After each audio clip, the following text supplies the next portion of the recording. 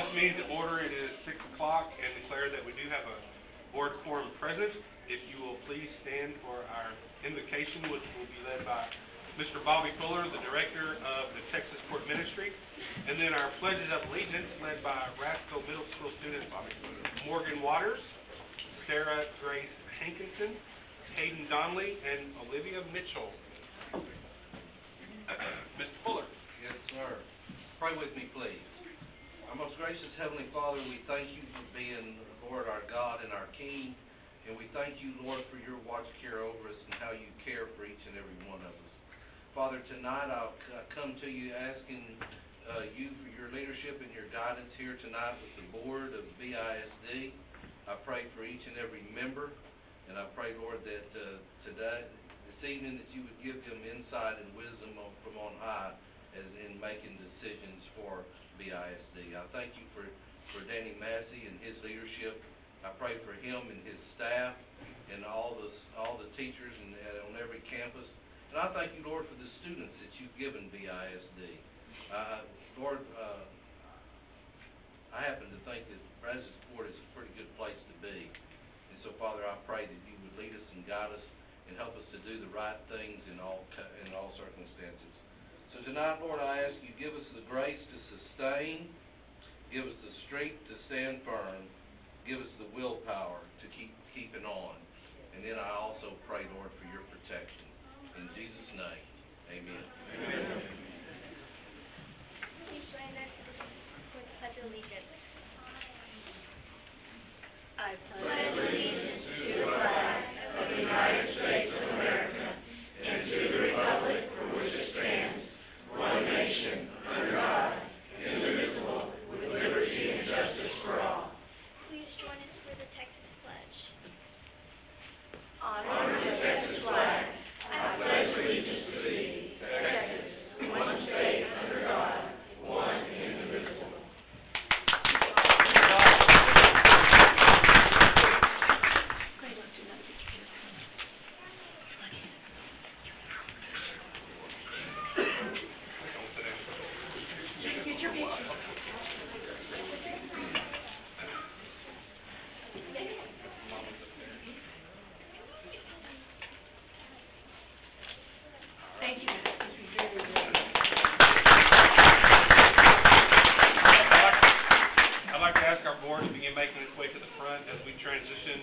To our awards, achievements, and recognitions time, and I will now turn the presentation over to Mrs. Carla Christian. Good evening, Superintendent Massey, Board President Howard, staff, and guests. Tonight, we begin our recognitions with our Brazoria County Science Fair Best of Show and Medal winners to be presented by Sandra Concilio, BISD Math and Science Curriculum Coordinator.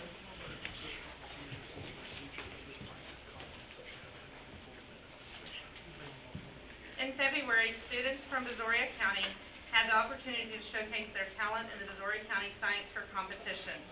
This year, Brazos Court ISD dominated the event and had students make up more than 50% of the total entries. BISD students brought home 33 medals and 6 out of 9 Best of Show awards. The district is very proud to recognize these students for their outstanding achievement. Please come forward as I call your name. Victor Soto from Griffith Elementary, gold medal and Best of Show. Ava Cordova, Brandon Elementary, silver medal.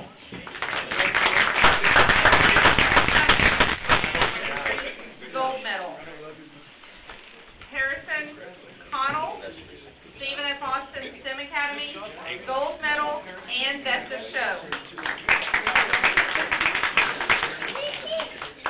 Marisol Duran, Brandon Elementary, gold medal. And Jindal Nay, silver medal. Elise Penner, Brandon Elementary, gold medal and Best of Show. Stone Castle, Nay Elementary, gold medal. And Joelle Reyna, Griffith, silver medal. We're going to do a group picture for K-3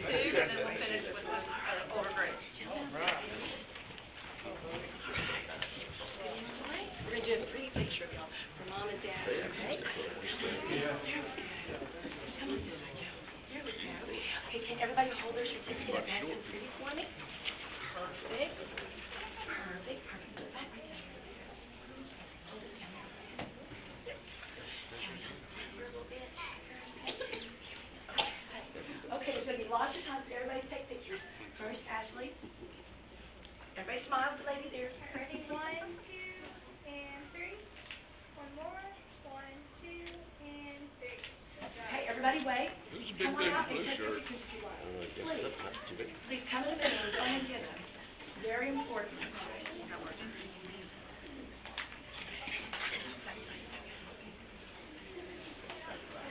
You're welcome to come dead center and do that if you like.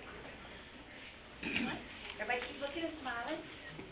Smile at these lovely parents. Hold your certificate nice. There we go. One more? Come on. Yes. Oh, just certificate over here. All right, thank you. Now you can go find your parents, okay?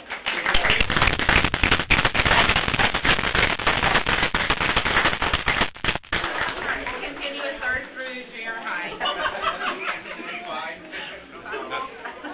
Jacob Schmidt from Ney Elementary, gold medal and best of show. Emerson Montgomery from Brandon Elementary, silver medal. James Donald from Brandon Elementary, bronze medal. Caleb Mitterling, from Brandon Elementary, silver medal. Elliot Spencer from Brandon Elementary, silver medal. Jordana Concilio from Griffith Elementary, gold medal and best of show.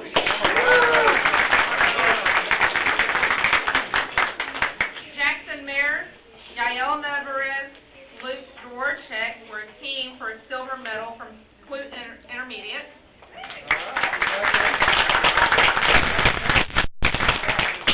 Gabriel Reyna from Clute Intermediate, gold medal and best of show.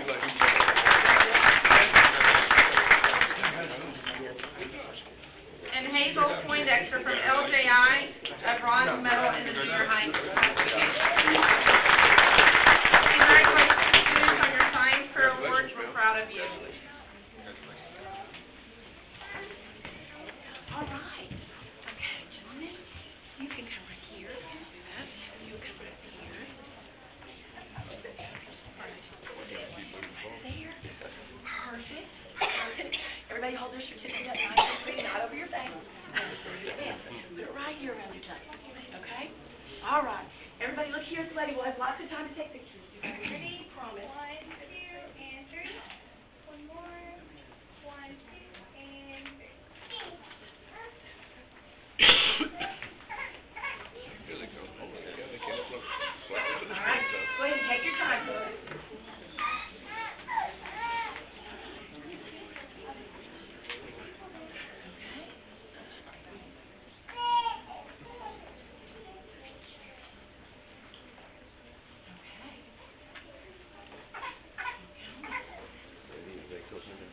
What's she doing? Hi, thanks.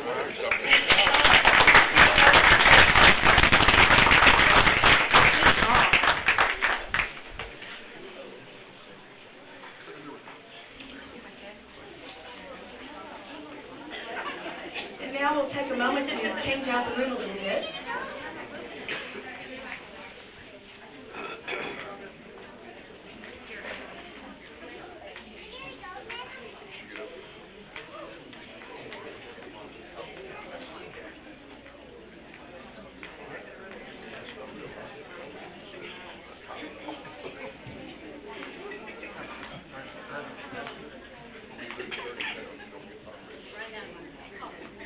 All right, we have some room up here in the boardroom if y'all would like to join us. Those of you that have been standing, waiting for the music awards and things later, please join us.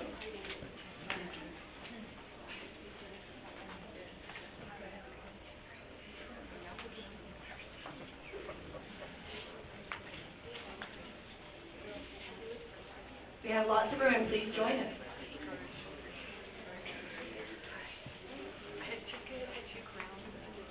Mr. Howard, Mr. the Superintendent Massey Board, I have the pleasure of presenting the next few awards. At this time, I would like to ask Brazoswood sophomore Neha Krishna to please join Mr. Massey in the board.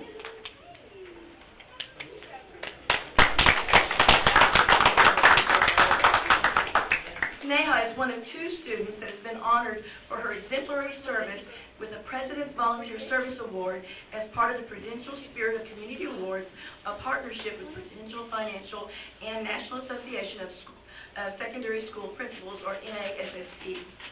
Students that are recognized for this award come from all over the country and are recognized for their outstanding volunteer service to their community.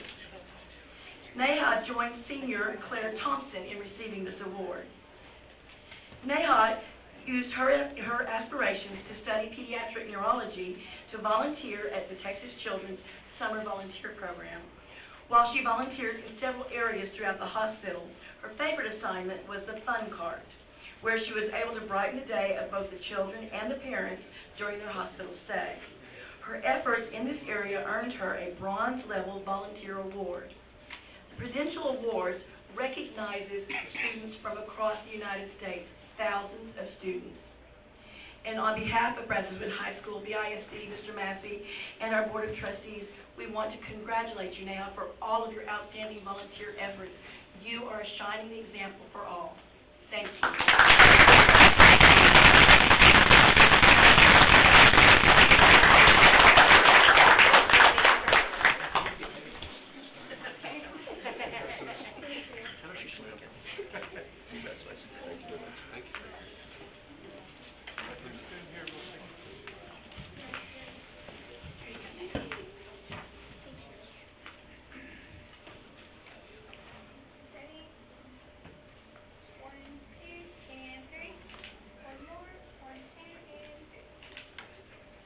Anybody else?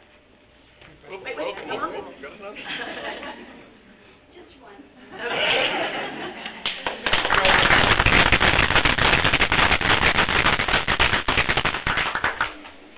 And now I would like to ask Aaliyah Nelson and Riley Terry to join Mr. Massey and the board.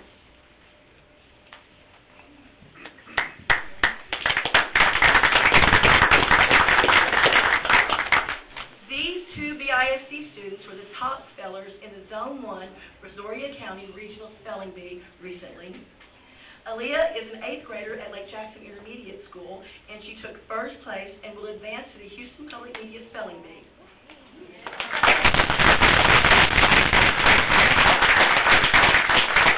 The second place winner, who I believe we'll probably be seeing again, Riley, a 4th grader from Lanier Middle School, will serve as alternate. That guy's in 5th grade. 5th grade. You're right. You're right. 5th grade. BISD's two spellers competed against students from schools across Brazoria County, public and private, to take the county's 2 top spots.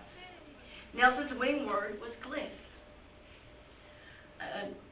Alea will be competing this Saturday, March 23rd, at the Baylor College of Medicine Academy in Houston. The top 2 spellers from the Houston Public Media Spelling Bee will go on to compete at the National Spelling Bee for Bee Week, May 26th to the 31st in Washington, D.C. The Houston Public Media will be streaming this Saturday's competition live at HoustonPublicMedia.org, and we will be watching and cheering for you. Congratulations.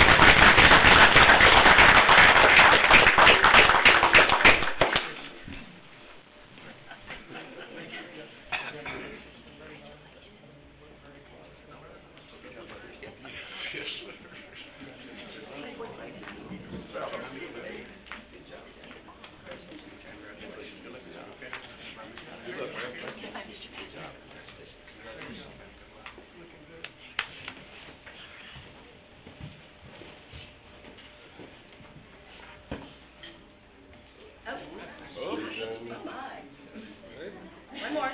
Keep going. There you go. There you go. All right, ready? 1, 2, and 3. Hold on. 1, 2, and 3.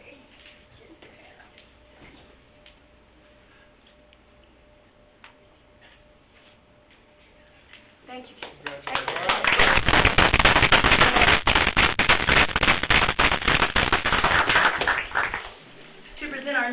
Inaugural music recognitions, Mr. Chris Hutchison, Coordinator of Fine Arts and Extracurricular Programs.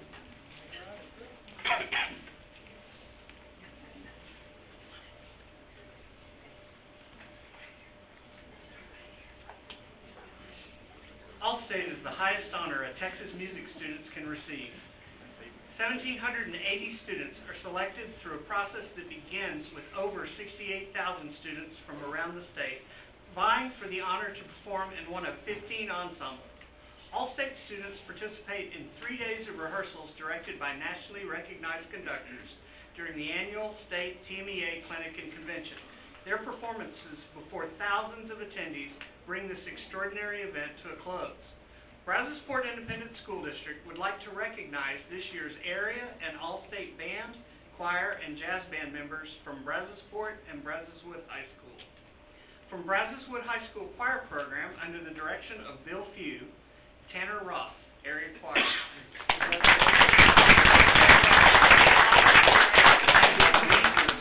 Area choir. Eric Schuster, area choir. Juliana McKay, All-State Choir.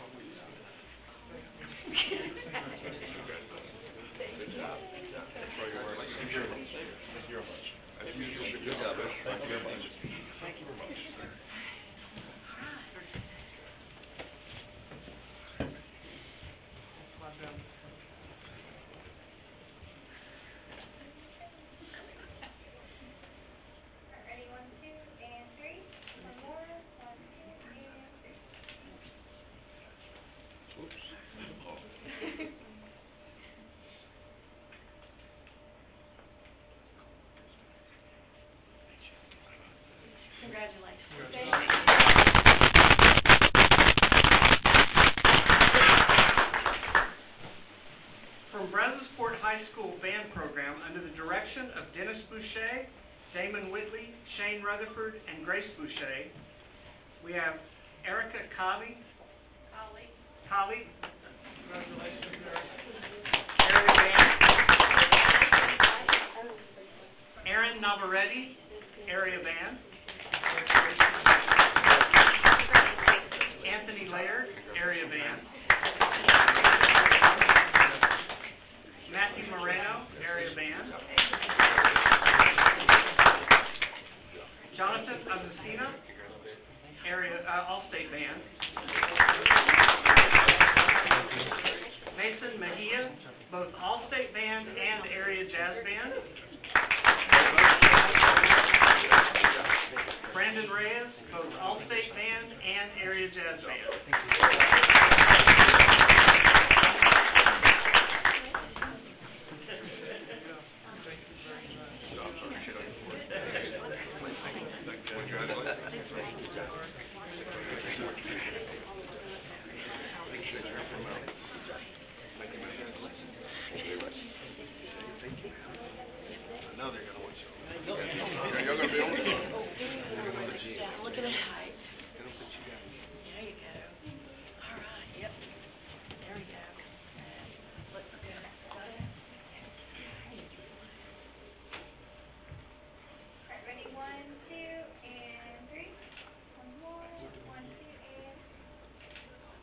You're welcome to step in the middle and take a picture if you like.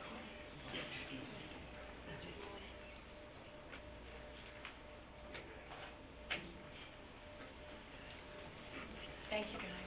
Oh, wait. Got one coming. Wait. Got two more coming. We're all very proud of you. That's pretty popular. All right, one more. Okay.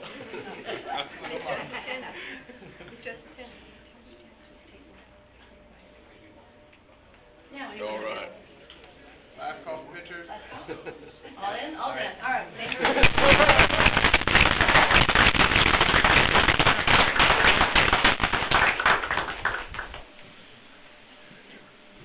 From the Brazoswood High School Band band program under the direction of Martin Montoya, Mark Nickel, DJ Eisenhart, and Jeremiah Jones. Hans Agarwal, area band.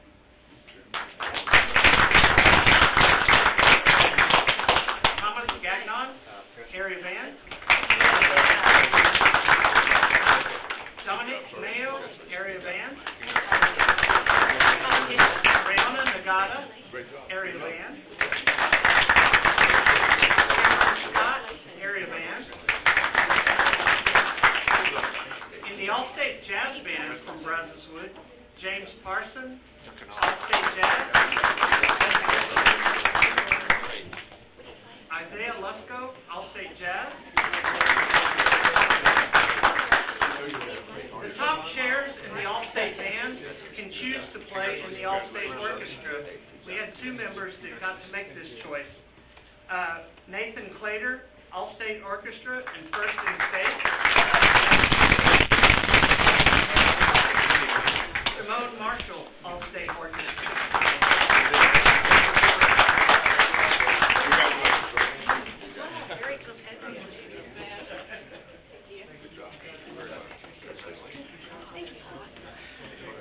Okay, so I'm going to ask you guys to turn.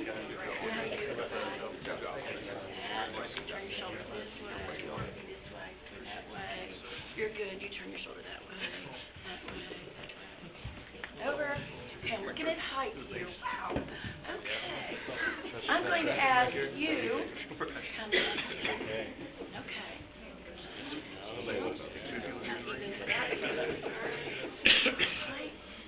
I'm going to ask you to change places.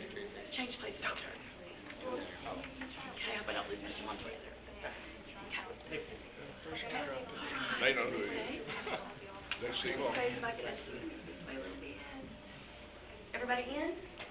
You see Mr. Howard? Okay. Nobody Mr. wants Howard? I only care about the kids. I don't even. A lot of cameras, so it'll be a while, guys. Ready, 1, 2, and 3. Montoya, Steve, turn. 1, 2, and 3. One more. 1, 2, and. Here comes the band. Here comes the band.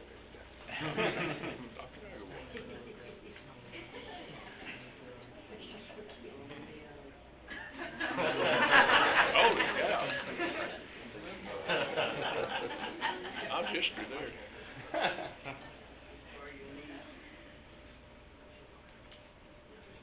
Keep smiling. All right. Oh, one minute. Keep smiling. Okay, anyone else?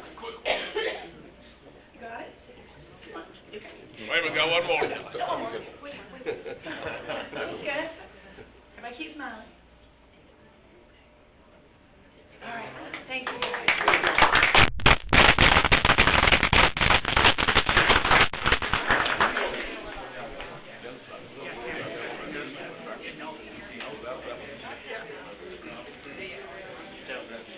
This year, both of our high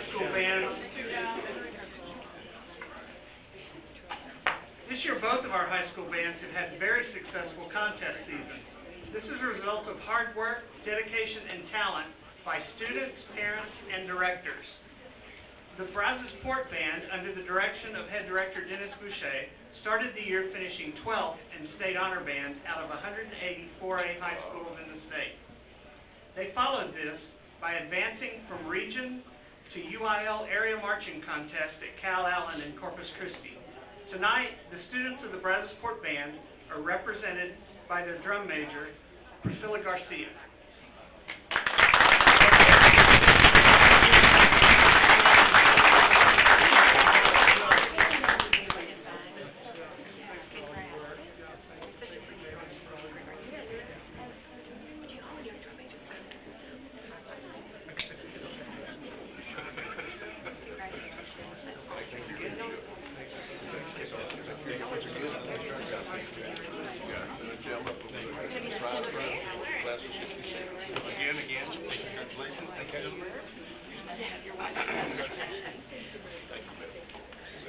Mr. Boucher is assisted by Damon Whitley, Shane Rutherford, Grace Boucher, Justin Garcia, and Linda Sheffield.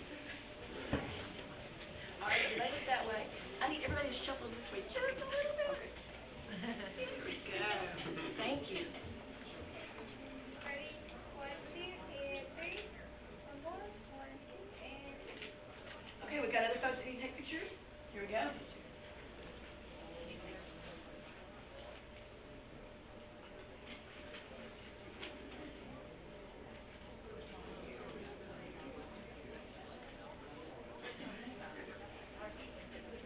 right, still got a few more. Hang on. All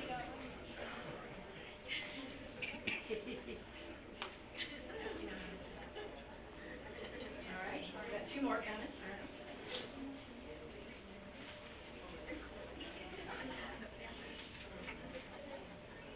Okay, one more. Keep those fun. All right, thank you. Thank you very much.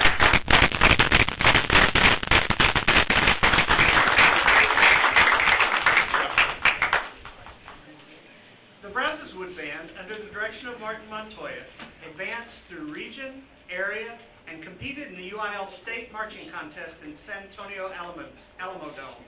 Tonight, the students of the Brazos Wood Band are represented by their drum majors Rebecca Rumsey, Cameron Scott, and Isaac Tepperman.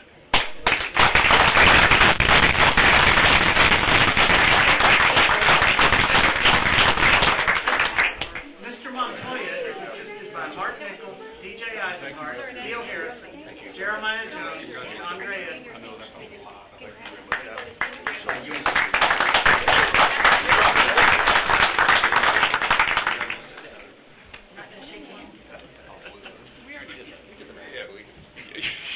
Y'all know what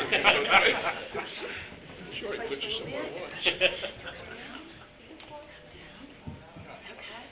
All right, everybody look this way. Ready? 1, 2, and 3. One more. 1, 2, and 3. Okay, wait, we've got more people wanting to take pictures. Please stand up and take your pictures if you want, no problem.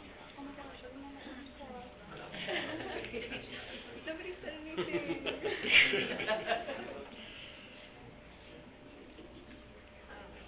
All right, we got a few more.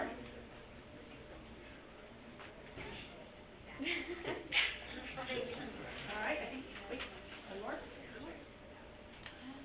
All right, thank you guys.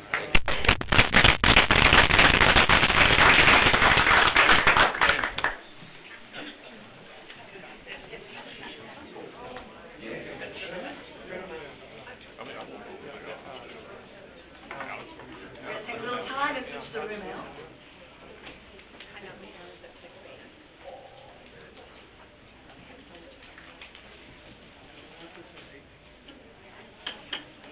Thank you all for coming. We appreciate it.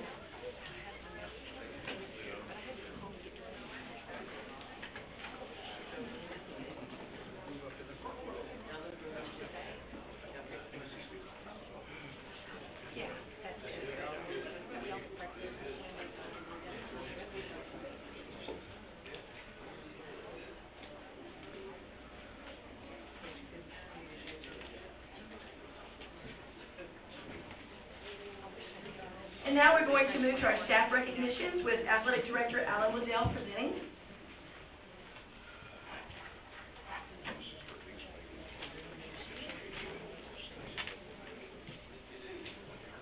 Brazos High School softball coach Laura Altman, in her 18th year as head coach for the Lady Bucks, recently reached a major milestone that very few coaches in any sport attained their entire career. On March the 4th, 2019, the Lady Bucks softball team earned Coach Altman her 600th career win. In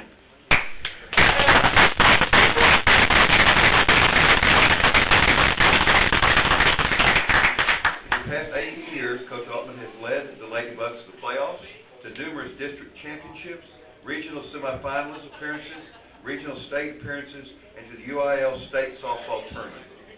Laura's players learn more than how to field, hit, and score. They demonstrate the characteristics of the champion in the game of life, both on and off the field. They learn lessons that can be used throughout their lives. Each year, Coach Altman designates a theme for her team, and this year's theme is Warrior Bucks. Bucks is an acronym for bravery, unity, character, and service. Through team-building exercises, community service, and more, Coach Altman positively impacts the future of each player.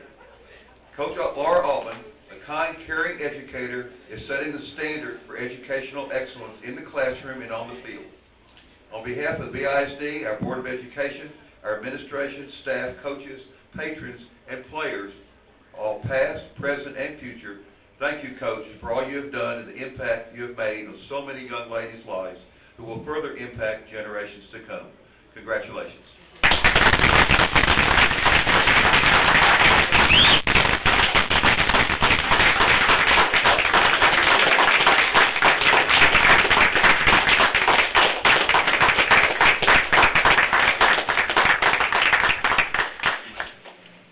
Mr. Massey if I could do this, and I knew that it would embarrass Laura, but I'm going to go ahead and do it anyway. Laura and I spent 12 years together as faculty members at Brazoswood High School. It's been documented about her what she does on the athletic field, but she can't get enough acclaim for what she does in the classroom as a classroom teacher with students. And so it's a pleasure and it's an honor to know Laura both as a coach and as an educator and as a friend.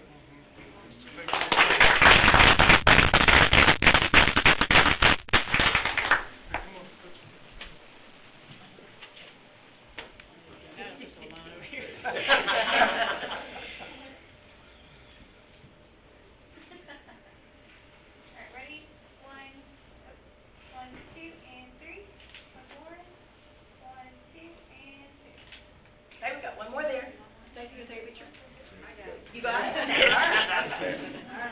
right. Congratulations.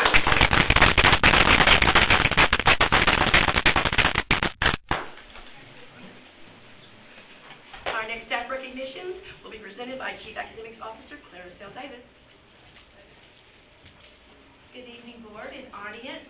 Each year, Brazoswood Independent School District recognizes the leadership, service, and dedication of two campus principals as BISD Elementary and Secondary Principals of the Year. This year, Central Office Administrator selected Ms. Tara Fulton from Gladys Polk Elementary as BISD's Elementary Principal of the Year, and Mr. Richard from Gladys Polk High School as BISD's Secondary Principal of the Year. Tara served as Assistant Principal at Polk Elementary before becoming its principal in 2014. Ms. Fulton was raised in Houston and graduated from Dobie High School in Pasadena. She received her bachelor's degree from the University of Houston and her Master of Science in Educational Management from the University of Houston Clear Lake. Her career in education began as a teacher at Jane Long Elementary in Freeport, where she was selected as BISD's Elementary Teacher of the Year in 2007. Then, serving as Assistant Principal at Polk, Tara was named BISD's Assistant Principal of the Year in 2013 and Principal of the Year in 2016. She has led her school to be a professional learning community national model for the past 2 years. Ms. Fulton is proud to be a Polk Panda and loves serving the students, staff, and community of Polk Elementary and BISD. Ms. Carroll.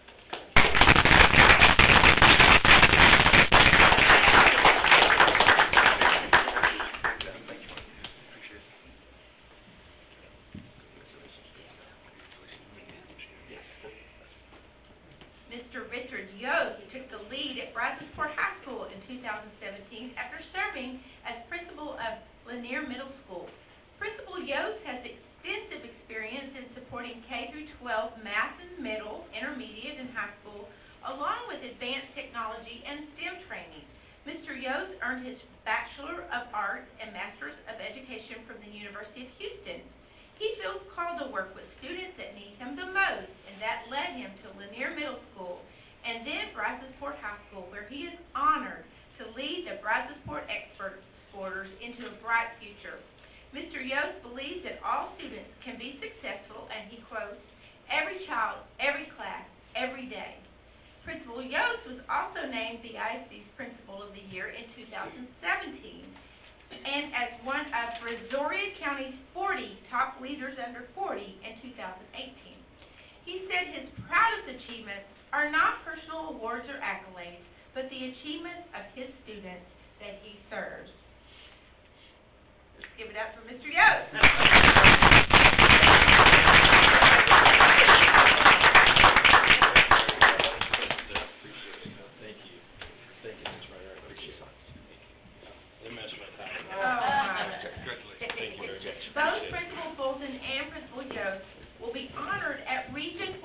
award ceremony later this spring, along with other administrators from around the greater Houston area. Congratulations, these two fine educators.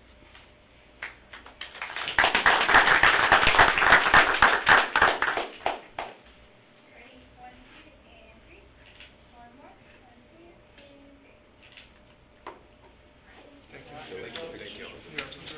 3. And we'll be emceeing.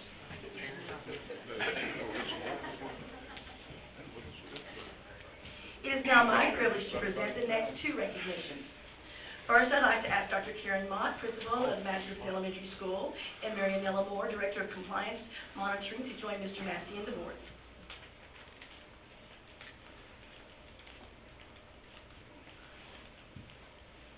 Dr. Mott and Ms. Moore were selected to present at the 2019 Raise Your Hand Texas Leadership Symposium, along with BISD partners Scott and Leslie Milder, founders of the Friends of Texas Public Schools. The informative session provided a step-by-step guide to strengthening public confidence in schools. In their presentation, Mott and Moore shared BISD's story of renewed community involvement and trust through careful planning and partnerships throughout our district. Thank you, Dr. Mott and Ms. Moore, for representing BISD at the Leadership Symposium and for setting the standard for educational excellence in our state.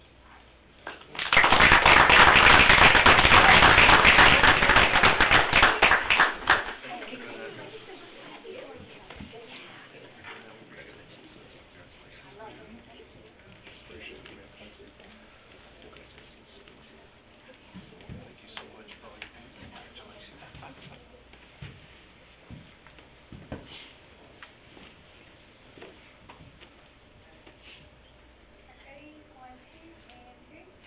One more. 1, 2, and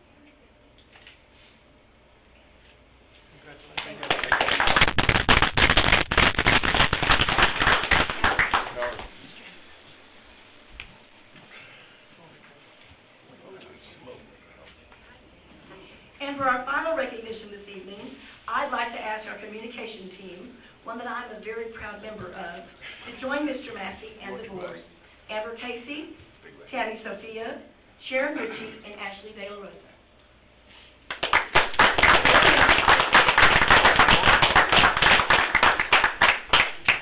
He's taking the picture.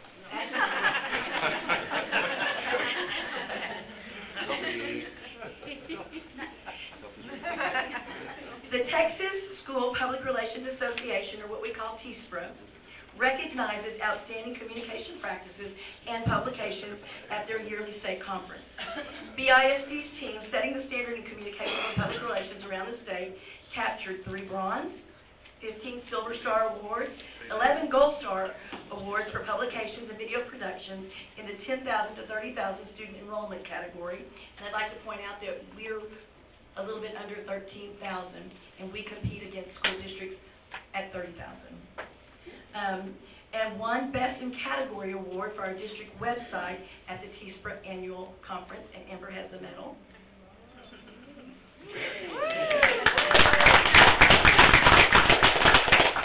Your communication team earned a total of 30 awards, trampling last year's record of a mere 20. On behalf of BISD's communication team, we would like to thank all of our BISD students, our outstanding schools, staffs, departments, our Board of Trustees, and Superintendent Massey for all of the hard work and outstanding accomplishments that we have the opportunity to share with our community and across the state. These acknowledgments, awards, medals actually belong to everyone in BISD, and we thank you for the opportunity to serve.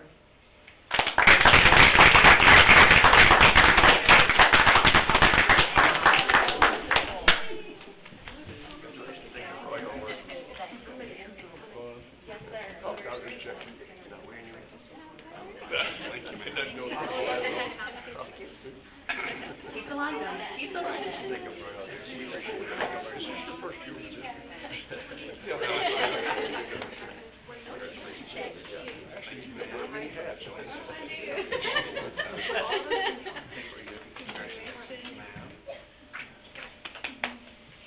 Hey, diddle.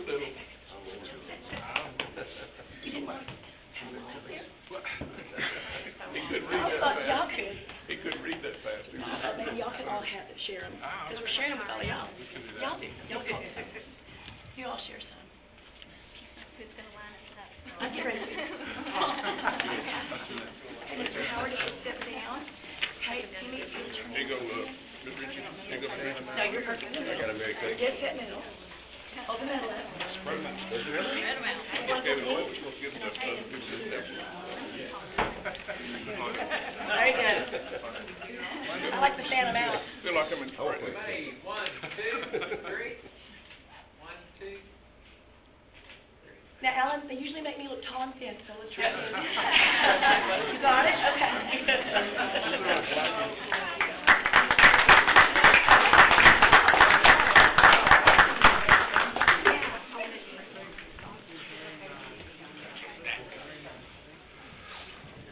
Slow down.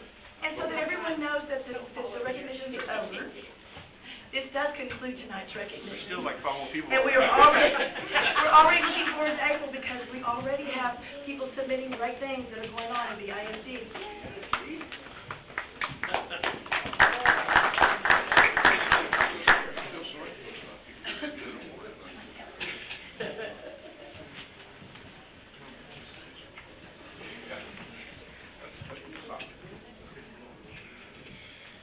All right. This time, in accordance with BISD local, the board will provide an audience with individuals who have signed up prior to the meeting to address the board. Tonight, we have Mr. Jim Martin coming to share with us. Mr. Atkins can serve as our timekeeper. Comments are limited to a maximum of 5 minutes per speaker, with a maximum of 30 minutes total. Allotted for public comment. Delegations of 5 or more shall appoint a representative to present their views to the board. The board will not entertain negative comments or individual personnel or students in public session. Patrons are encouraged to use appropriate campus and administration channels before bringing their attention to the board, and board members are not allowed to deliberate, discuss, or make decisions regarding any subject not included on the agenda tonight. I don't think we're going to have any of that. I don't think so. I think you can tell why I'm here by my shirt.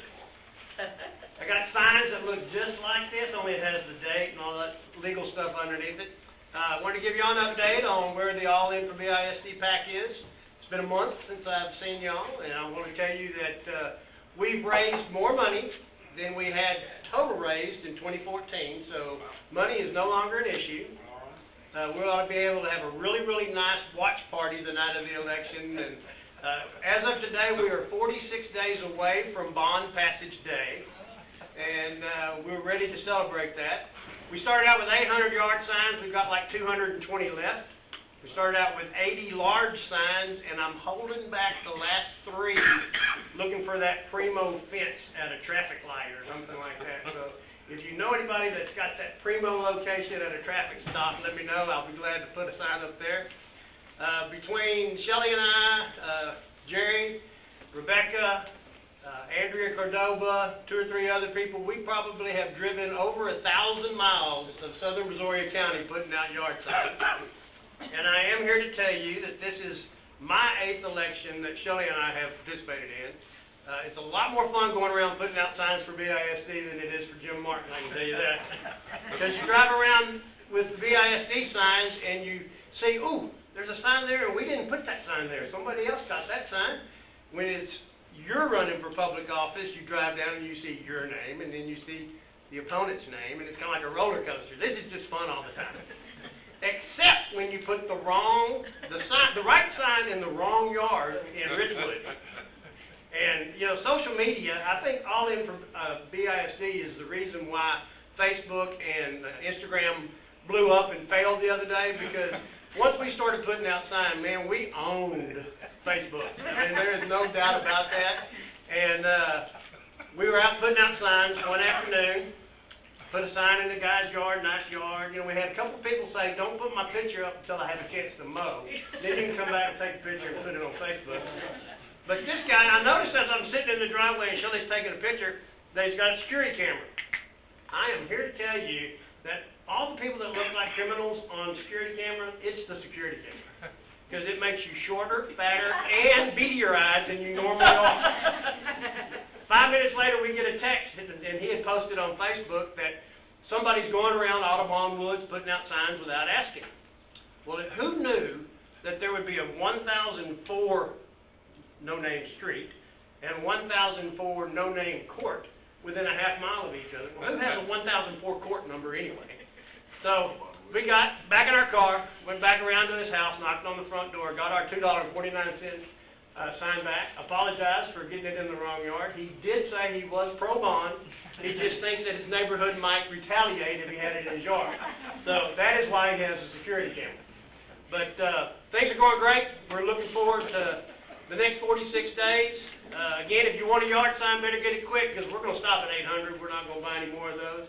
But we've got all of our advertising that's going to start on April 4th and run all the way to May 4th, paid for. So we definitely are doing a great job. We are having a good time. We thank y'all, and it was obvious tonight why this community supports BISD. I mean, you see all the kids, all the staff, all the administrators, and it makes you proud to be a part of this school district.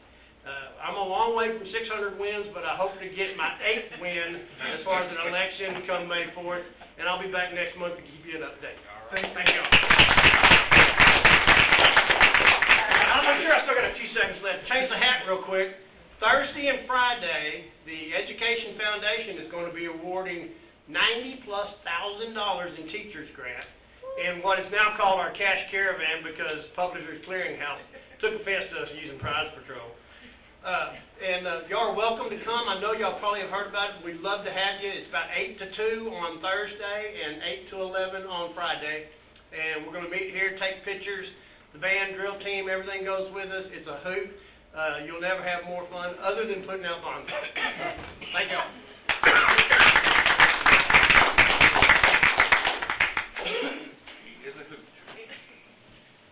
Next item that we have on our agenda is our consent agenda.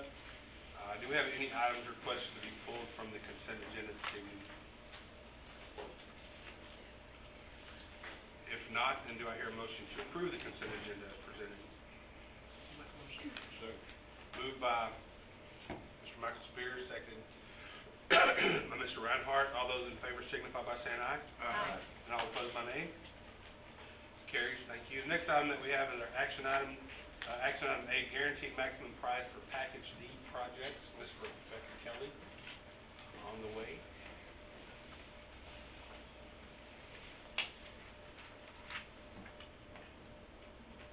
Good evening. In accordance with Board Policy CBE, it is my pleasure to present the guaranteed maximum price for the 2014 bond package D project. Sterling Structures and BOK have worked collaboratively to develop the construction documents for Package D. Package D will include upgrades to 4 campus libraries to make them collaborative media centers. The locations are Freeport, Lake Jackson, include Intermediate, as well as Brazos Court High School. There's also included a small section of flooring that needs some foundation repair outside of the library at Brazos Court High School. In addition, there is a new marquee at Velasco Elementary that will be installed similar to the one that was installed last summer at Griffith Elementary. And then finally, we will install an interior door between the lab spaces at Boyle Elementary to expand the stream lab space. The next few slides, and also provided at your table, are the drawings for turning our traditional libraries into collaborative media centers. BOK has worked closely with Michelle Griffith, our K-12 Instructional Resource Coordinator, who also coordinates the district-wide library services. They conducted walkthroughs and collaborated on design aspects for each campus. BOK also provided furniture design, which were thoroughly reviewed by Michelle Griffith and Ms. Clarabelle Davis. All furniture will be flexible and can be configured for large or small group instruction.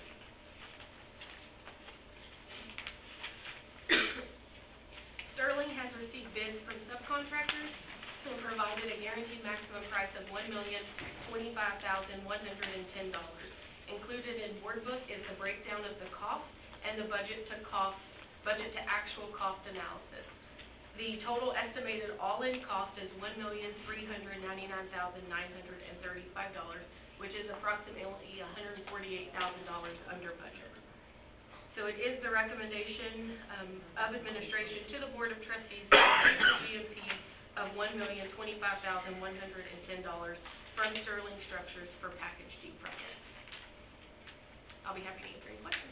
Any questions for Ms. Kelly? I have one. Are we doing all the carpet? Yes, they will be complete flooring replacements at Wall to wall? each site, wall to wall. Okay, good.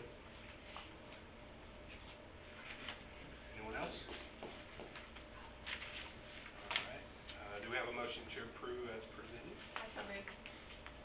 Second. It's been moved by Ms. Patty Safe and seconded by Jerry. All those in favor signify by saying aye. Aye. All opposed by nay. That carries as well. Thank you. Next item we have is action item B, the TASB Superintendent of the Year resolution. That's me. It is our honor and privilege to nominate Mr. Danny Massey for the Texas Association of School Boards Superintendent of the Year in recognition of his exceptional leadership and tireless efforts in supporting and promoting our students, our staff, and our school. In his 4 years at Brazosport Independent School District, Superintendent Danny Massey has overseen the massive turnaround of our schools, leading our district back to setting the standard for educational excellence throughout the state. The Brazosport Independent School District of Trustees on this date, March 18, 2019, firmly resolved to nominate Mr. Danny Massey, the Superintendent of Schools, for his exemplary and visionary leadership toward improving student performance in our schools. Do I have a motion to Move for approval. Moved by Mr. Scott Schwartner. Do I have a second? Second. Second by Mr. Reinhardt and Mr. Jerry. All those in favor signify by saying aye. Aye. All those opposed by nay. Looks like it passes.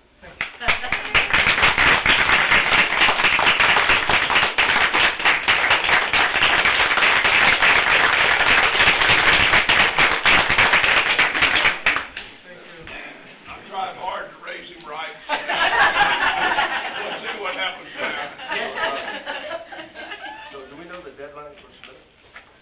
It's in April. Okay, let's double check. Yes. Do you need to write that, or maybe I've got it? Thank you. Mr. Howard and I.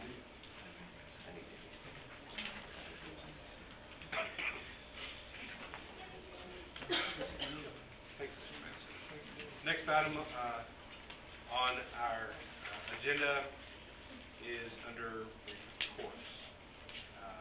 Report A is our TASB compensation report.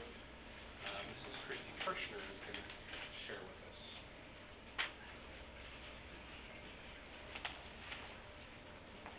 Good evening. It's my pleasure to report on behalf of TASB, the Texas Association of School Boards, the 1819 Pay Systems Maintenance Report for BISD.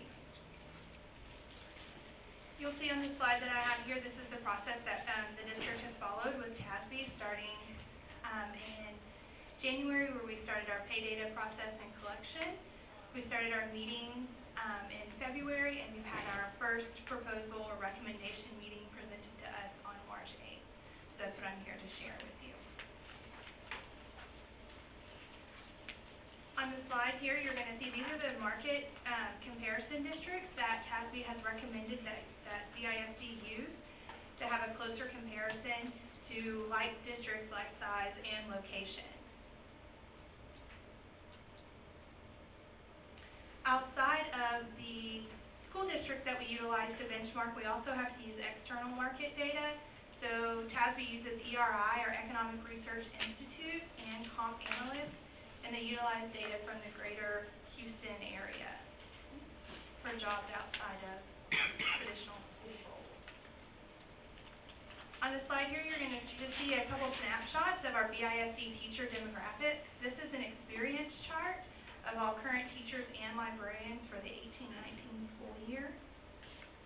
So you'll see that 30% of our teachers have 1 to 5 years of experience, and 17% have 6 to 10 years of experience, and it moves around. Those are our largest two portions, along with our 11 to 15. Our average years of experience for our teachers is 11.4. The next slide here, this is for our new hires. So this is for the 115 new hires that we had in the 18-19 school year. So you'll see 46% of our new hires were 0-year teachers right out of college or an ACP program. And then the largest portion, 25%, was 1 to 5 years of experience. Okay. So I shared a few moments ago a market comparison grouping for our district, and that's a new group. But to show you all how we've compared to our last year's presentation, the market comparison group, this is a snapshot with the orange line being BISD and the blue line being our market. So you can see that we are still rising above the market as it relates to teacher pay. Okay. The next slide here is going to look a little bit different, and this is because we are utilizing some different comparison districts. So we removed some smaller school districts who have, approximately 1,700 to 3,000 students. So this is a more accurate picture or better comparison of where our teacher pay is as it relates to this year as it compares to the market. Once again, BISD is going to be the orange line, and our market data is going to be the blue line. This structure here, this table is going to show you the differences for 0 to 5, 5, 10, 15, and 20 years with the average salary. And the very last row is going to be our difference to market. So you can see where we fall below. We're falling below at no more than $500. Okay, and that's at the 10-year mark, 15-year mark, and then we come back more competitive at the 20-year.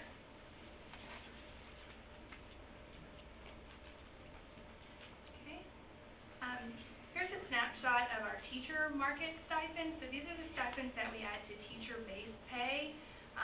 We're either at or above market on all of our comparisons. So our master's degree market, we lead in our secondary math and science, special education, both general resource and self-contained, and then we're really ahead on our bilingual stipend, which is a great place to be in our market and difficulty to find bilingual educators.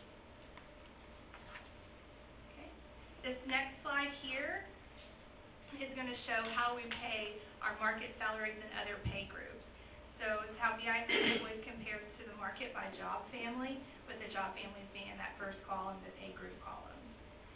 How we compare on our midpoint, employee pay to market, and then for employee pay to minimum, and how our pay scales are set up through our job family. So you'll see we are extremely competitive. The right-hand column is also going to show the number of benchmarks, so how closely we're able to align with positions at central office, on our campus, in auxiliary, and our clerical positions as well, close matches. The next few slides, I'm going to take you through the recommendations that CASB has presented for the district to consider whenever we are preparing our 1920 compensation plan. So the first recommendation is going to have proposed GPI, or general pay increase models, to improve our market position. So the graph where I showed us kind of going below the market. Model 1 is going to show a 2.5% pay increase, which would be a $1,450 base pay for a teacher salary. Model 2 will show a 3% with a $1,750 base pay increase for teachers. And then Model 2 will show a 3.5% at $2,250 base pay for teachers. Okay. The GPI is calculated as a percentage of the market median, which is provided at 6.79. Okay. For the other groups and other job families, the pay increase is going to be recommended to happen at midpoint of the pay grade. Okay, so recommendation 2 is going to be implement the proposed pay structures to improve market and internal equity. So this is going to be the 3 midpoint-based pay structures. So this is our administrative, our professional, our clerical, and our auxiliary.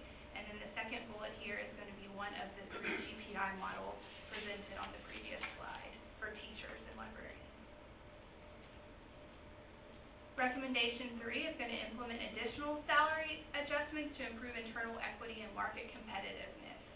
So this will add some additional increases throughout our pay structures to bring employees up to the minimum, to the new baseline for their pay grades, targeted adjustments for specific positions, and replacement scale adjustments for experience, so we can ensure our experienced employees are moving along as we're hiring new employees into the district. Recommendation 4 is going to move counselors to the administrative professional pay structure. So counselors are currently on the teacher pay structure. So this would move them to more of a scale-based pay.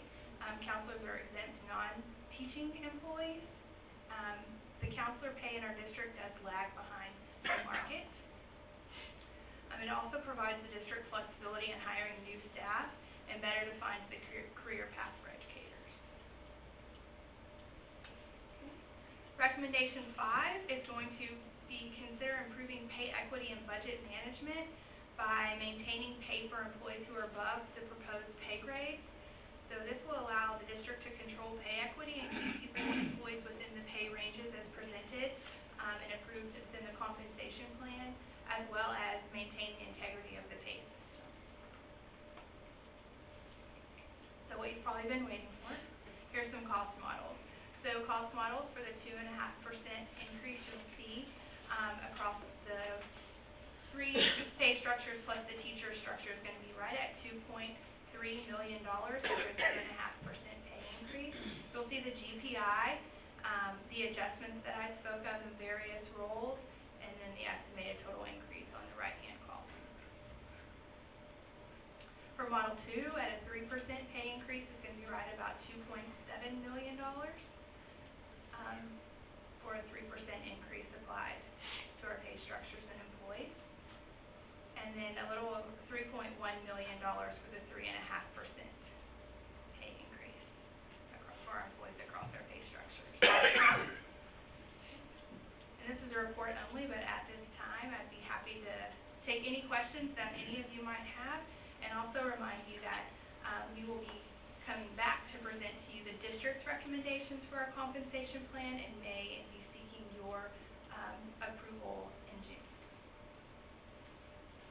Questions? Questions? Yes, ma'am. Okay. How come, I just don't, I'm sure I don't understand why, but how come for the teachers, we did it as a median salary, but on the paraprofessionals, other pay groups, you did it midpoint? Was it cheaper or more? Well, the midpoint on our pay structures is the market median. That's how we set our pay scale. Right. So we'll adjust our pay scales based on market, On the and median. we'll set that median, our midpoint closest to what that market median is. So, It's really the same. It's About just the same. one is a sliding scale, and then one is more of a structure for teachers based on experience. and then also, what changes will that mean for a counselor by moving to the, what did you say, professional or administrative professional pay structure? Right. Theoretically, it doesn't mean that there's any changes unless they're below the minimum of the pay grade. So ideally, they would just be moved. Bumped up. Right, they would just be moved over to that new structure, and as long as they're within line, they would stay the same. But they would get the increase if we were to move them based on that midpoint versus what the pay structure of the increase for teachers. Okay. Okay, thank you. Ms. Reynolds? If there were discussion to maybe, I don't want to say reorganize, but to revise the role of the counselors, the counseling department into, we talked about it at one time, I believe, about the academics and then also the social. Yes. Will that be considered, is that already considered into this recommendation, or will that be considered in a later report? I think part of the role would fall within the counselor in our current structure, and we'd have to reevaluate any new positions that are added to that reorganization of those roles. I'd have to reevaluate that position to see where they would fit on our new scale. Because some of those might be proposed new roles that we don't currently have that we would present in April. And one other, in this, I'm assuming would be in, I'm going to say recommendation, perhaps 3. This targets our maintenance crews, et cetera, is that correct? Did you mess it up? I did. I didn't do it. I don't know what I did. David back there? Okay, recommendation 3, you said, I'm sorry. I think that's where it would fall. Zero. Just our, Here you are. and I was talking about our maintenance crews, our yard crews, and things, our craftsmen, are they covered under this recommendation 3, or are they in another recommendation? Yes, maintenance, custodial, any auxiliary employees, any employee of the district, if they were to fall below minimum, they would get this adjustment. Our teachers aren't because they're paid on the scale. But any targeted adjustments for specific need positions, high need positions, high demand, if the market is saying, 5% within market median is a better recommendation than 10%, then we're going to evaluate that. And then a placement scale, really that will impact a lot of our paraprofessionals, our auxiliary employees, to ensure that their pay is elevating at the same level that pay grade might be moving based on the market. We've got some good people, we've got some good leadership, and we need to continue the continuity of that. Agreed. Yes, sir, Mr. Chair. We're back to the market districts. First slide.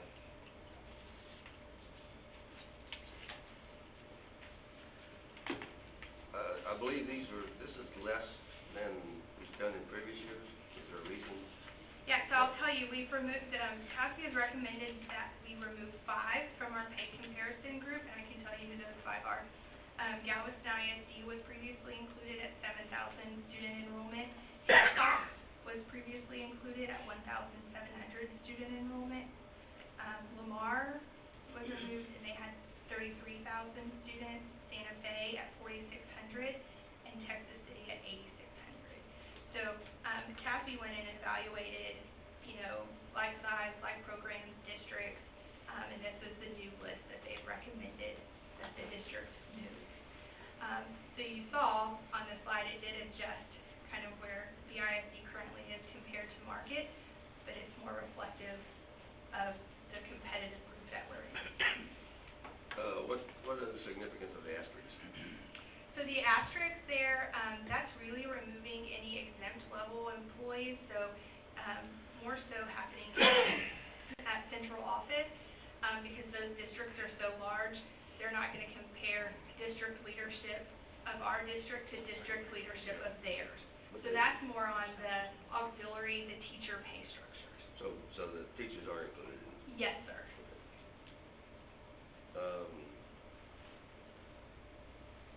The market salaries, the second one.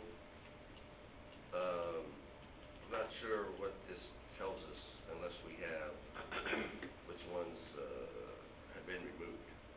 You have the ones that have been removed. That's what this picture is. Okay. Removed. So this is no longer taking into effect those districts that I just shared with you, so the Galveston, Hitchcock.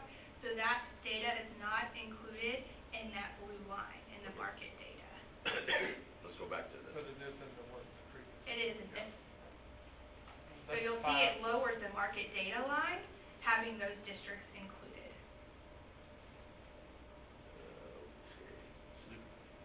Your slide is different than what I have. There's 2 of them. I know, but is that the second one? That's the first one. That's the first. Okay, let's go to the second. Now what is that one? So this is utilizing the market comparison group, that list that we just went over on the slide. Minus the 5. Okay, that one's different than what I have.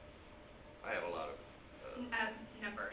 yes. Yeah. You have the numbers, I know, I have the formulas, so. Yes.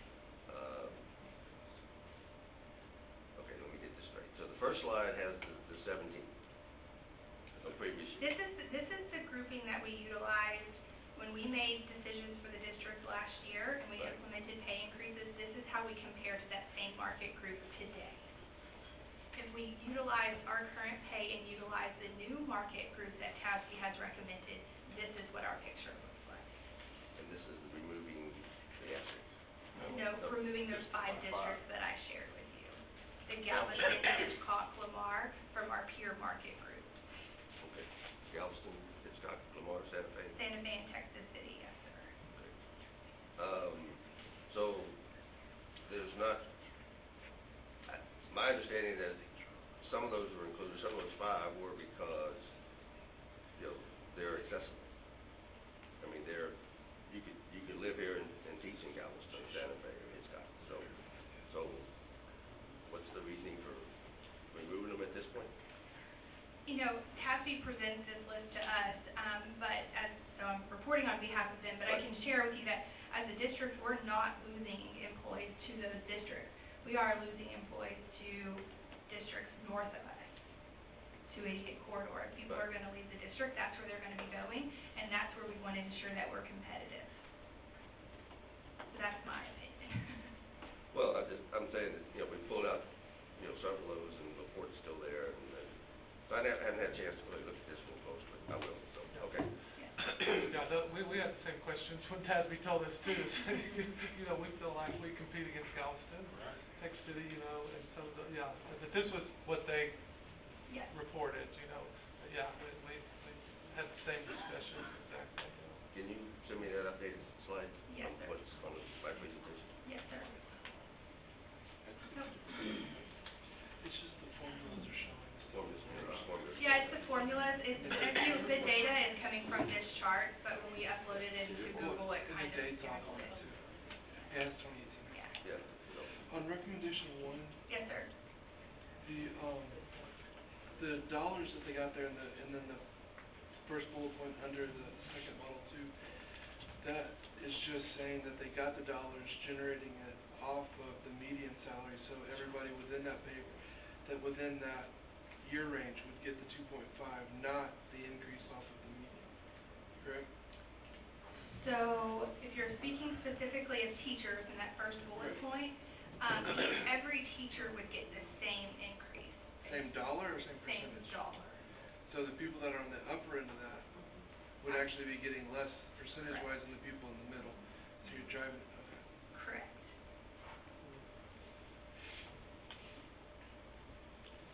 In comparison to the total cost for the 2.5, 3, and 3.5, I find it interesting that for the administrative professional and the clerical paraprofessional, we go from 2.5 to 3 to 3.5. The adjustments don't really drop that much. I'm not sure. We go. Is that? I know you don't have an answer, but it's just kind of like I would have thought that if we had a 1% from 2.5 to 3.5, the adjustments. I'm not sure what that tells us. It's off the midpoint, right? This is on actual pay. Right. Yeah, so this is on actual pay. So the data snapshot that we sent to TASB in December, that's what they're utilizing. So right now, I would tell you that data is stale because we've had some changes. We've had some leavers, we've had some hires, especially in the clerical and auxiliary positions. We see more movement in those throughout the year. And so these are estimates based on the data set that we sent in it. Which also does not include the benefits on top of that. Right. So it's base salary increases. Right. Yeah. I got it. More to come. There's more to go. Yeah, so you'll see that it increased a little, not quite $100,000 from a 2.5 to a 3.5 on the auxiliary side for the salary.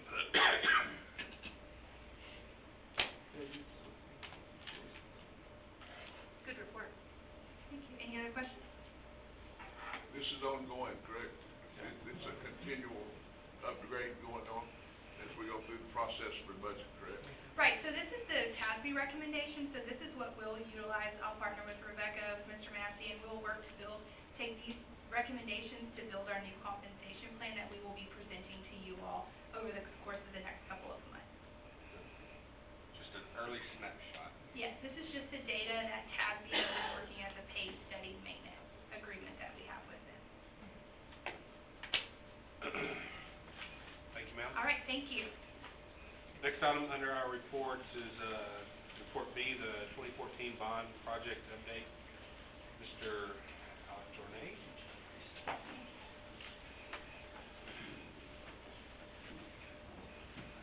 Good evening. In accordance with Board Policy CB Local, it's my pleasure to present the 2014 bond update. As of March 18th, total POs issued of $139,557,975, or approximately 79.74% completed or in progress. I'd like to just say 80%.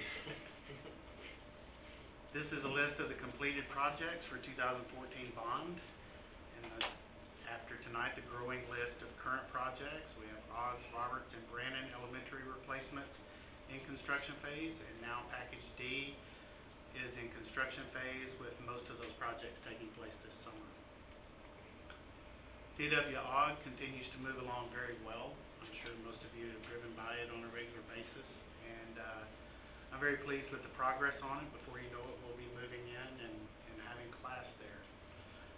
These photographs just show a lot of the finishes, both on exterior and interior of the school. We should have power on this week, and millwork will start going in, and carpets and flooring and things of that nature. We've already got canopies going in on the exterior, and this is just a view of from one of the classrooms looking over to the second story wing. This is a view of the interior office area, a small portion of the interior office area. A lot of those areas are already primed and ready to either paint or have vinyl wall covering put on. This is a view looking from the front entry over towards the Kiva and the Library Media Center. And this is looking in from the Media Center up into the overlook, which I'll show you another picture looking the opposite direction. And there it is. I didn't realize it was the next picture. That's looking from that overlook, which is actually a teaching area that looks over down into the library. And on the far wall, you can see some of the tile that's already been installed. This is just some of the restroom tile looking from the hallways and the student group restrooms.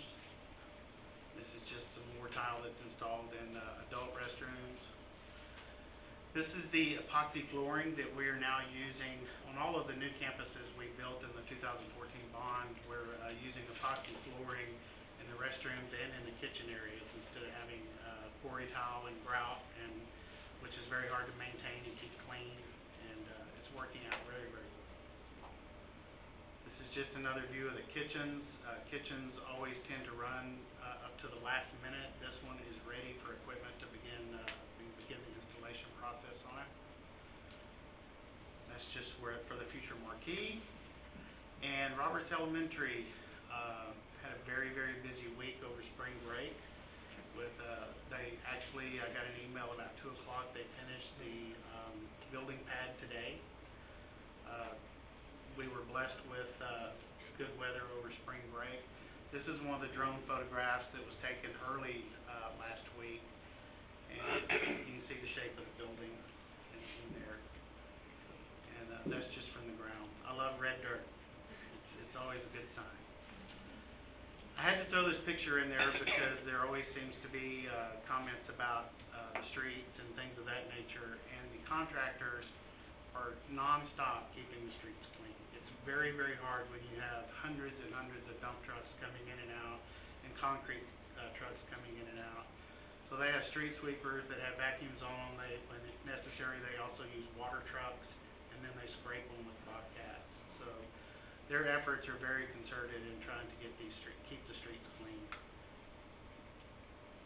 Brandon Elementary, I'm happy to say, is now officially underway.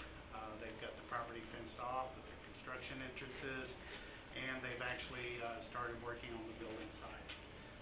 So we're very pleased with that. It will be on schedule as well, and hopefully we're in a great weather pattern right now where we can build a couple of them dry instead of in the mud.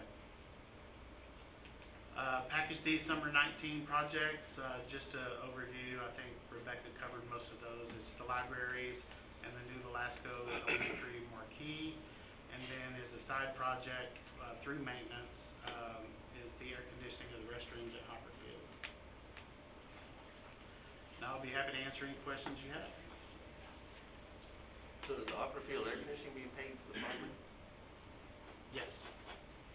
There were some bond projects in 2014 for Right. Hopper Field. But that wasn't included in our bid. It wasn't included in the package D through Sterling. For cost effectiveness, we just bid it through maintenance. Maintenance is not actually doing it, but it's done through the co-op. I'll echo Mr. Jernay's sentiments about the street. The guys have been very diligent in what they're doing there. The neighbors can't, I don't think they can complain real loud because they're working hard. There may be a time or two somebody backed out of their driveway and the truck just left, but it happens. But they really try hard. Any other questions? Hopperfield, we're getting some new, this is a question. It's my understanding, or it's the memory that I have, that I'm choosing to have, that we were going to redo the, where they sell food? The concession stands? Is that still? Yeah, I think we put that in the 19 bond along with some concrete under the bleachers and additional restrooms. Okay, additional restrooms. Yes. sir. So we're going to air condition these, and then we're going to build some additional ones, or we're going to build some additional ones and then ultimately tear these down? No, the ones that we got, they're good. They're in actually very good condition. They just need air conditioning bad. Okay. And we need more. We would build additional, not tear down. Okay. Is it just air conditioning, or are they redoing anything on the inside? They're actually in pretty good shape. I think the reason that they look so bad whenever they're under heavy use is because of all the humidity and all of that. I'm very familiar.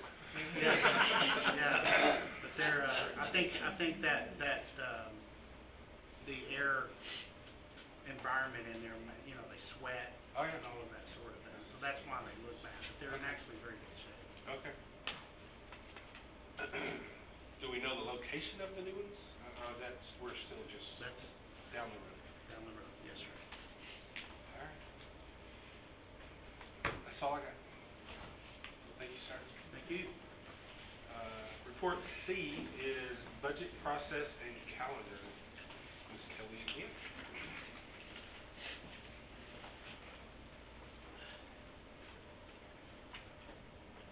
Tonight it's my pleasure to provide a report on the budget development process and the calendar that we utilize to ensure that we meet the deadline for adopting the 2019-2020 budget. The general fund budget is one of the most important documents that the school board is required to approve annually. Board Policy CE and Texas Education Code Sections 44.002 through 006 outline the legal requirements for adopting the budget. The budget must be prepared in accordance with generally accepted accounting principles and in compliance with all state and local requirements. Our fiscal year is September 1st through August 31st. Therefore, the budget must be adopted or must be prepared by August 20th of each year. The proposed budget and actual expenditures for the same purpose in the preceding year must be published in the newspaper. And when the budget has been prepared, the board president must call a board meeting to discuss the proposed budget and tax rate and publish a meeting notice in the paper giving at least 10 days, but not more than 30 days notice of that meeting. The budget is adopted before the adoption of the tax rate, and this can be done at the same meeting, which we have done historically and we will continue to do this year.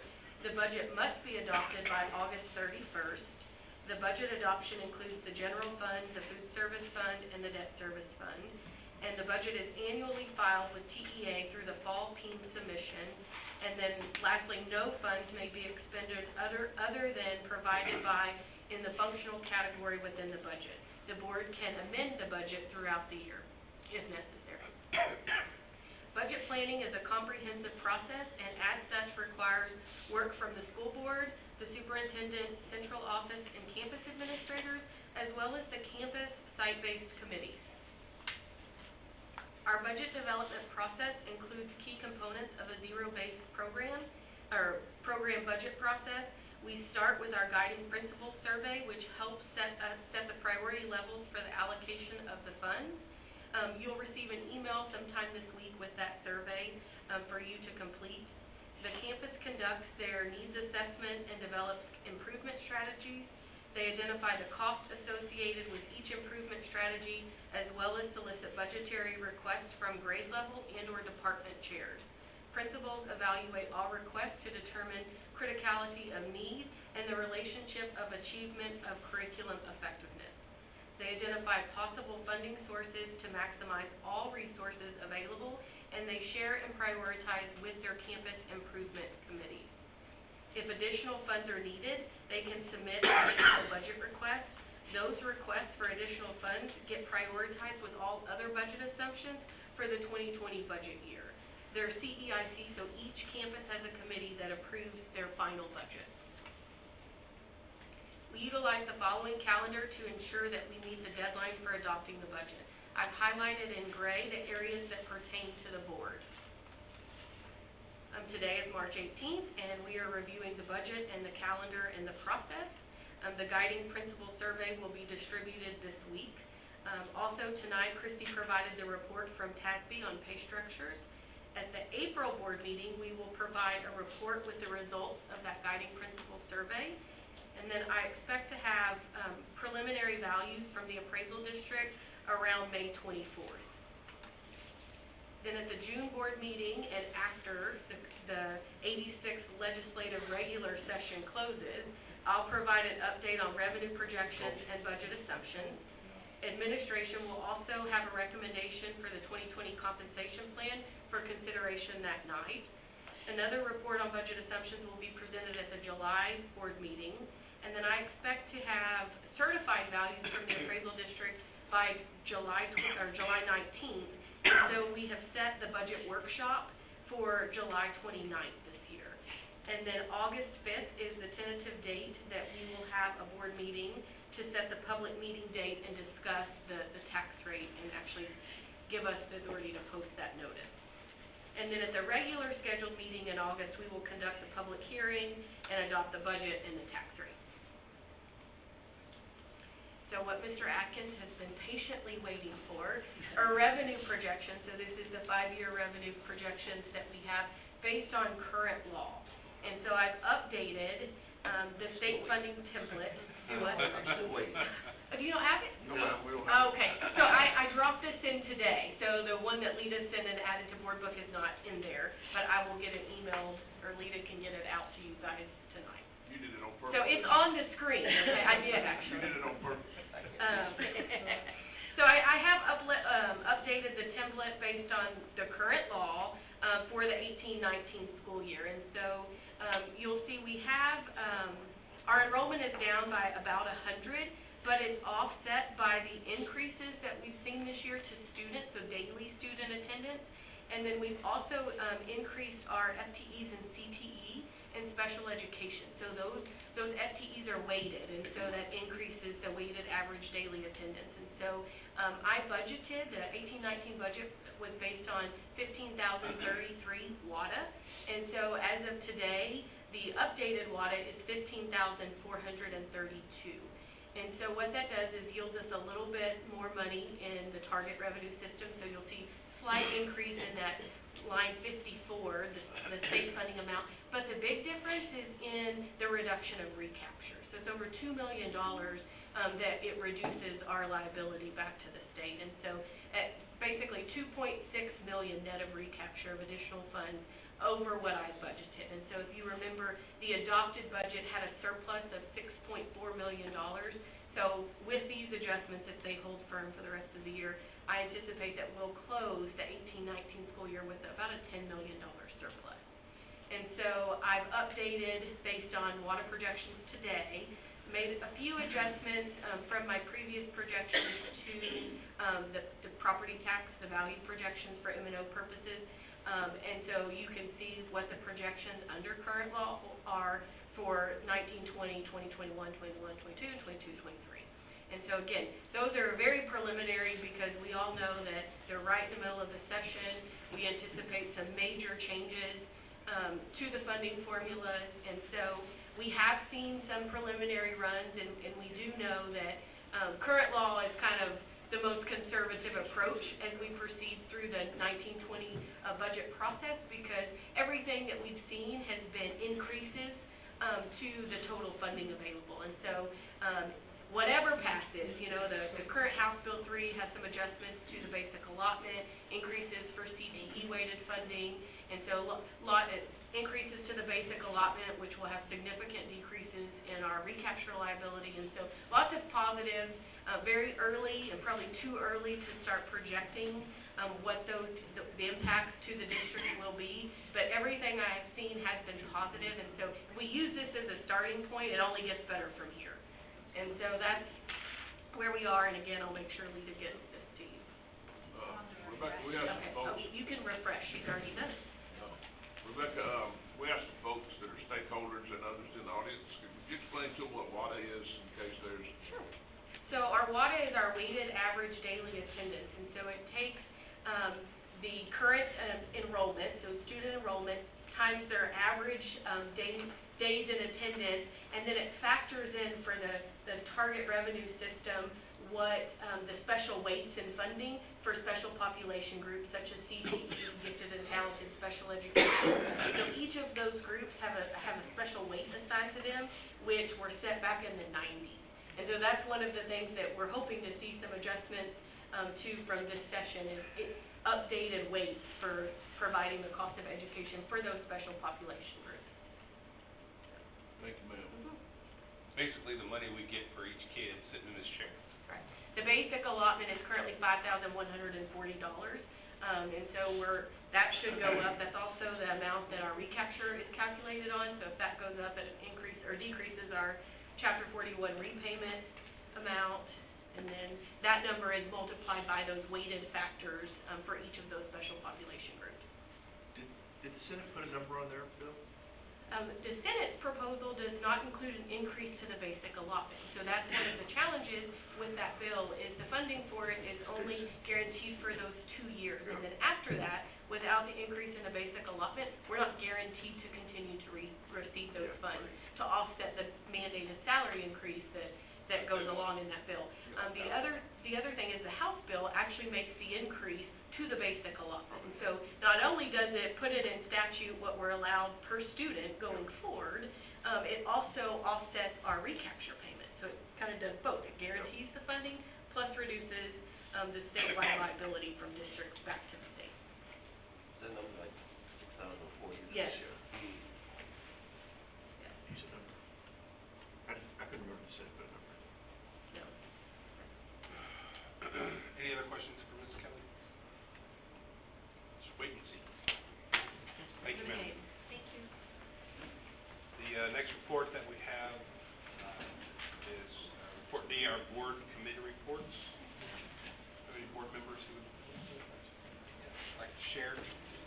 I just have one for the foundation. Yes, ma'am. I know we're not called Prize Patrol anymore. What do we call it? Catch Caravan. Catch Caravan. Remind y'all again, if you want to come, it's so much fun. And to surprise, the teachers and stuff. And of all their projects that they turned in, it's a lot of fun. And y'all are welcome to come to make sure and let Brittany know so she can count everything. And then I think Jim Martin and his wife are providing us with lunch that day, so they might need a count. But if you want to go, it's just the coolest experience ever to go in and surprise the teachers and let them know that cash is going to be given to their classroom, and it's a lot of money. So if you want to go, we'd love to have you. All right. If there are no other comments, our next item on our agenda is our next work session. Our next regularly scheduled board meeting will be April 15th, tax day. Next item that we have is executive session. Executive session may be called for the purposes permitted by the Texas Open Meeting Act, Texas Government Code 551.001 through 551.146, and Section 551.071, consultation with attorney, Section 551.074, personnel matters, appointment, employment, evaluation, reassignment duties, discipline, dismissal, and complaint. We'll be back. From executive session, the time is 8:30. Unless there are any objections, Where did everybody go? They didn't want to stay? we stand adjourned. Adjourned. Adjourned. Thank you all.